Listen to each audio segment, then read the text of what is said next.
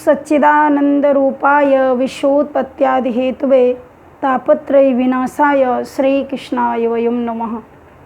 लोकाभिरामं रणरंगधीरं राजीवनेत्रं रघुवंशनाथं कारुण्यरूपं करुणाकरन्तं श्रीरामचंद्रम शरणं प्रपद्ये। मैं अपने सभी बहन भाइयों को बताना चाहती हूँ कि संसार में यदि हमारा कोई हित करने वाला है तो मात्र दो ही लोग हमारा हित कर सकते हैं, या तो भगवान या फिर गुरु। क्योंकि संतों की कृपा के बिना हमें भगवान का दर्शन नहीं हो सकता। तो श्री रामचरितमानस में भी ऐसे बहुत सारे प्रमाण भरे पड़े हैं, और श्रीमद् भागवत महापुराण में, गीता में भी हर जगह संतों की बहुत बड़ाई की गई है। संत ही संसार के भवसागर से उद्धार करने वाले लोगों का कल्याण करते हैं। संत ही हमें सद्मार्ग का दर्शन कराते हैं। एक संत कहते थे कि पाप करत संकट मिटें, पाप करत सुख होए, पाप करत प्रभु जी मिलें, भैया पाप करो सब कोई। तो अब देखो, जब हम इस बात को सुनते हैं तो हमें कितना अजीब लगता है कि पाप करत संकट मिटें, पाप करत सुख होए, पाप करत प्रभु जी मिलें, पाप करो सब कोई। परंतु जब इसको हम बहुत अच्छे ढंग से संतों के द्वारा जब इसकी व्याख्या सुनते हैं, जब इसका ठीक अर्थ हम लोग सुनते हैं, तो इसका अर्थ कुछ और ही आता है। और संतों की भाषा तब तक हमारी समझ में नहीं आती है जब तक हम संतों के प्रति श्रद्धा नहीं रखेंगे, विश्वास नहीं रखेंगे, उनके प्रति हम एक सम्माननीय भाव, आदरणीय भाव नहीं रखेंगे। तो यहाँ पर कहते हैं कि पाप करत संकट मिटें, पाप करत सुख होए। पाप करने से सारे कष्ट दूर होते हैं, पाप करने से हमें सुख प्राप्त होता है। और पाप करत प्रभु जी मिलें, पाप करने से भगवान का दर्शन होता है, भगवान बहुत जल्दी मिलते हैं। इसलिए भैया पाप करो सब कोई। लेकिन इसका अर्थ कितना सुंदर है, कितना अच्छा वर्णन किया है, क्योंकि संतों की भाषा ही ऐसी होती है। संत जो भी कुछ कहते हैं वो संसार जन कल्याण के लिए कहते हैं। तो इसमें संतों का भगवान का दर्शन होता है, सुख शांति का अनुभव होता है, और हमारा जीवन धन्य बनता है। इसलिए संतों की बात पर कभी शंका नहीं करनी चाहिए। इसी प्रकार से शास्त्रों में और वेद पुराणों में बहुत सारे ऐसे शब्द हैं जिनका बहुत गूढ़ार्थ, बहुत जिनका भाव अलग है, जिनका अर्थ अलग है।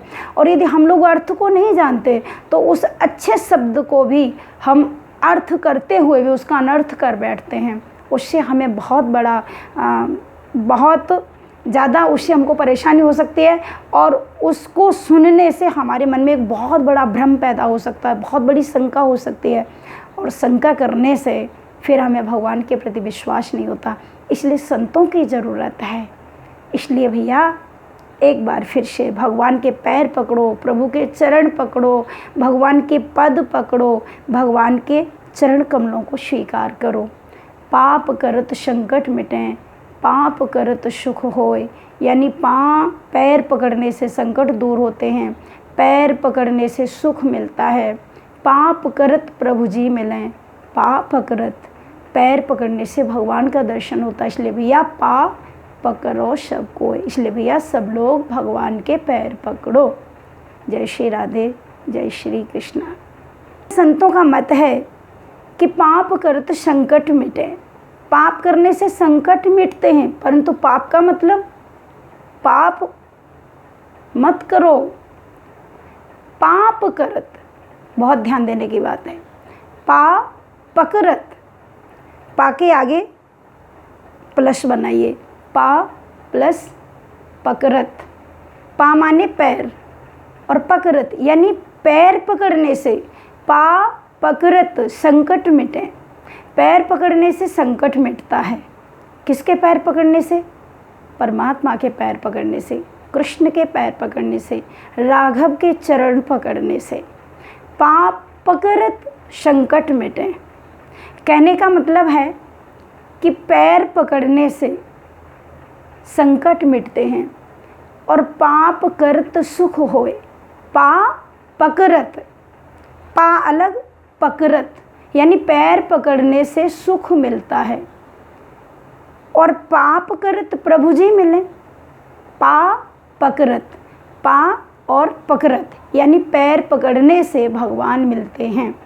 इसलिए भैया पाप करो सब कोई, भैया पैर पकड़ो सब कोई, भगवान के चरणों को सब स्वीकार करो, भगवान की शरणागति को स्वीकार करो, भगवान की शरण में जाओ। सर्वधर्मान पार्तिज्य मामेकम शरणम व्रज अहम तो सर्व पापेभ्यो मोक्षयिष्यामि मा शुचि। भगवान कहते हैं जो एक बार मेरी शरण में आ जाता है। श्री रामचरितमानस में भगवान श्री राम कहते हैं, सन्मुख होय जीव मोय जबहि, जन्म कोट अघनाशय तबहि। जब जीव मेरे सन्मुख आ जाता है और सब कुछ समर्पित कर देता है और मुझे ही अपना बना लेता है, तो भगवान श्री राम कहते हैं कि उसके हजारों जन्मों के पाप नष्ट करना मेरा काम है। उसकी चिंता उसको नहीं है, मुझे क्या करना है वो मेरे ऊपर निर्भर करता है। इसलिए भगवान के चरणों में जाने से सारे संकट मिट जाते हैं, सारे संकट दूर हो जाते हैं। भगवान का दर्शन होता है, सुख शांति का अनुभव होता है और हमारा जीवन धन्य बनता है। इसलिए संतों की बात पर कभी शंका नहीं करनी चाहिए। इसी प्रकार से शास्त्रों में और वेद पुराणों में बहुत सारे ऐसे शब्द हैं जिनका बहुत गूढ़ार्थ, बहुत जिनका भाव अलग है, जिनका अर्थ अलग है, और यदि हम लोग अर्थ को नहीं जानते तो उस अच्छे शब्द को भी हम अर्थ करते हुए भी उसका अनर्थ कर बैठते हैं। उससे हमें बहुत ज़्यादा उससे हमको परेशानी हो सकती है और उसको सुनने से हमारे मन में एक बहुत बड़ा भ्रम पैदा हो सकता है, बहुत बड़ी शंका हो सकती है।